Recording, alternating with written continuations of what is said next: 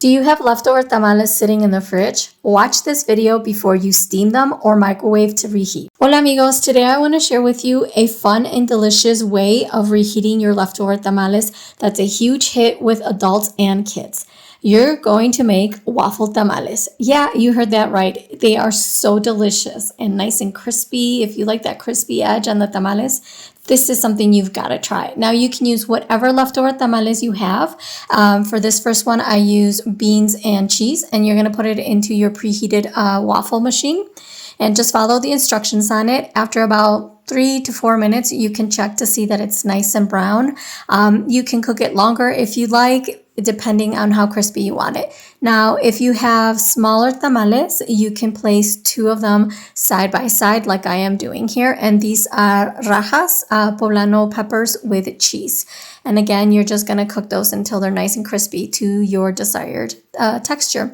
You'll notice that this one came out a little bit darker, crispier, and that's because that's the area where the poblano peppers touch the waffle iron. You can cook it less time if you want, but I like mine nice and crispy. And you'll notice that I didn't add oil or butter or anything to the waffle iron. You can absolutely do that if you'd like. And to serve, it's super simple. All you're going to do is take a large avocado, mash it, season it with some salt and lime juice. If you'd like, you can add cilantro too. And then you're going to spread that over the top of your nice crispy tamal waffle.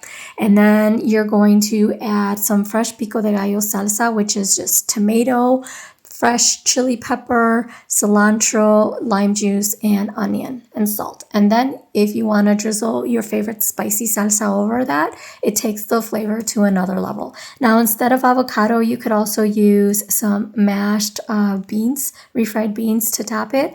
But this combination, it's so delicious, and I love the texture of a crispy tamal, leftover tamal. There's nothing wrong with microwaving or steaming them to reheat. That's the traditional way. But if you're like me and like that crispy edge, usually I just pan fry them, but I had to try this waffle iron method. I hope you give this recipe a try. As always, the full recipe is in the description, and let me know if you try it. Like and comment. Please follow for more recipes, and have a beautiful day, amigos.